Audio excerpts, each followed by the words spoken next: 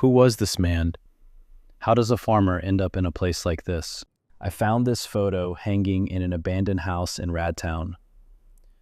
A man, a tractor, and a life that doesn't exist anymore. In all the rust and the radiation, tucked away in a corner of a crumbling wall, sits a family. They look happy, normal, like they belong to a world that actually made sense.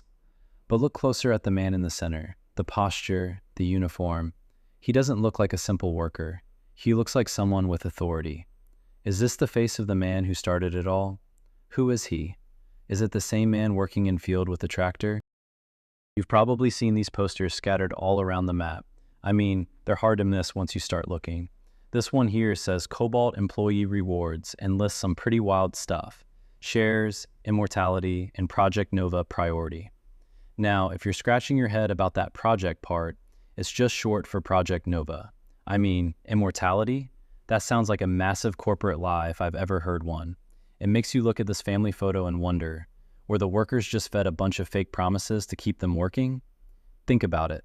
We see the posters, we see the rewards, but all we actually find are ruins, radiation, and people who never made it out. Maybe Project Nova wasn't a ticket to the stars for the workers. Maybe they were just there to give workers motivation to work here. Let's look at the similarities between the executive in the poster and the man leaning on the tractor from this other photo I found. Even though the poster is torn up, the faces are undeniably similar. The official-looking guy in the suit has the exact same facial structure as the man in work clothes in the other frame. This connection changes everything.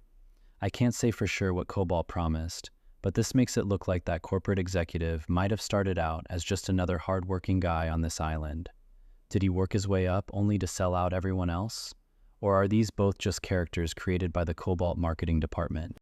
The next clue is in this poster and this phrase, nature is a helping hand. It makes you wonder, how does nature link back to a farmer? Was he actually a scientist too? But did he really have the knowledge to use genetic research to help nature? To make things grow in places where life should be impossible? Maybe it started simple. Maybe he just wanted to fix the land, giving it that helping hand he thought it needed. But knowledge is a dangerous thing once you get a taste of it. Did he go from seeds to cells? From a tractor to a laboratory? If that's him in those posters, then the helping hand isn't about gardening anymore. It's about rewriting life itself. And that brings us to the next mystery, the NPCs.